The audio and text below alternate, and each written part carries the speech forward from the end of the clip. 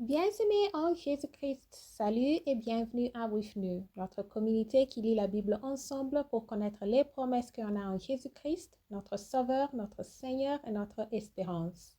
Nous continuons avec Marc chapitre 4. Parabole du semeur de la semence du grain de sénévé. Jésus s'est mis de nouveau à enseigner au bord de la mer. Une grande foule s'était assemblée auprès de lui. Il monta et s'assit dans une barque sur la mer. Toute la foule était à terre sur le rivage. Il leur enseigna beaucoup de choses en paraboles et il leur dit dans son enseignement: Écoutez, un semeur sortit pour s'aimer. Comme il s'aimait, une partie de la semence tomba le long du chemin. Les oiseaux vinrent et la mangèrent. Une autre partie tomba dans un endroit périlleux où elle n'avait pas beaucoup de terre. Elle leva aussitôt, parce qu'elle ne trouva pas un sol profond. Mais quand le soleil parut, elle fut brûlée et sécha, faute de racines. Une autre partie tomba parmi les épines. Les épines montèrent et l'étouffèrent, et elle ne donna point de fruits. Une autre partie tomba dans la bonne terre. Elle donna du fruit qui montait et croissait, et elle rapporta 30, 60 et 100 pour un. Puis il dit: Que celui qui a des oreilles pour entendre, entende.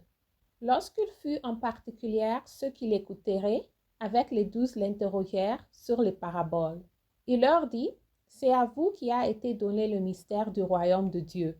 Mais pour ceux qui sont dehors, tout se passe en paraboles, afin qu'on voyât, ils voient et n'aperçoivent point, et qu'on entendât et ils entendent et ne comprennent point, de peur qu'ils ne se convertissent et que les péchés ne leur soient pardonnés. Il leur dit encore: Vous ne comprenez pas cette parabole. Comment donc comprendrez-vous toutes les paraboles? Le semeur sème la parole. Les uns sont le long du chemin où la parole est sémée. Quand ils l'ont entendue, aussitôt Satan vient et enlève la parole qui a été sémée en eux. Les autres, pareillement, reçoivent la semence dans les endroits périlleux. Quand ils entendent la parole, ils la reçoivent d'abord avec joie.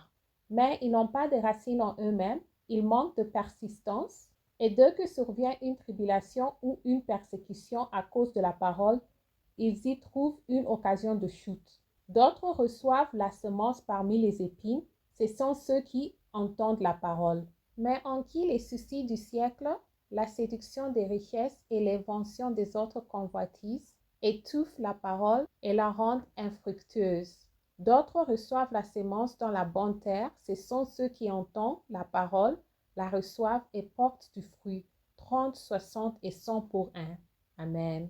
Il leur dit encore: Apportons la lampe pour la mettre sous le boisson ou sur le lit, mais ce n'est pas pour la mettre sur le chandelier. Car il n'est rien de caché qui ne doive être découvert, rien de secret qui ne doive être mis au jour. Si quelqu'un a des oreilles pour entendre, qu'il entend. Il leur dit encore: Prenez garde à ce que vous entendez. On vous mesurera avec la mesure dont vous vous serez servi, et on y ajoutera pour vous. Car on donnera à celui qui a, mais à celui qui n'a pas, on ôtera même ce qu'il a. Il dit encore: Il est en du royaume de Dieu, comme quand un homme jette de la semence en terre, qu'il dorme ou qu'il veille, nuit et jour, la semence germe et croît sans qu'il sache comment. La terre produit d'elle-même d'abord l'herbe, puis l'épi, puis le grain, tout formé dans l'épi. Et dès que le fruit est mûr, on y met la faucille, car la moisson est là.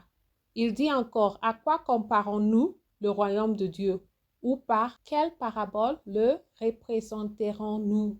Il est semblable à un grain de sénévé qui, lorsqu'on le sème en terre, est la plus petite de toutes les semences qui sont sur la terre.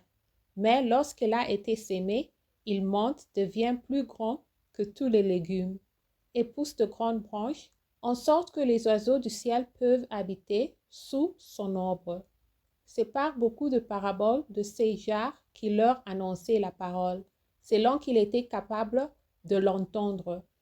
Il ne leur parlait point sans parabole, mais en particulier, il expliquait tout à ses disciples. La tempête apaisée. Ces mêmes jours, sur le soir, Jésus leur dit: Passons à l'autre bord. Après avoir envoyé la foule, ils l'amenèrent dans la barque où il s'est trouvé. Il y avait aussi d'autres barques avec lui. Il s'éleva un grand tourbillon et les flottes se jetaient dans la barque, au point qu'elle se remplissait déjà. Et lui, il dormait à la poupe sur le coussin. Ils le réveillèrent et lui dirent: Maître, ne t'inquiètes-tu pas de ce que nous périrons? S'étant réveillé, il menaça le vent et dit à la mer: Silence, tais-toi. Et le vent cessa, et il y eut un grand calme. Puis il leur dit: Pourquoi avez-vous ainsi peur? Comment n'avez-vous point de foi?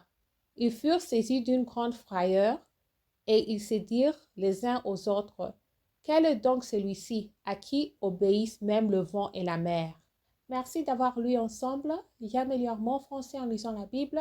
Restez en Jésus-Christ et shalom.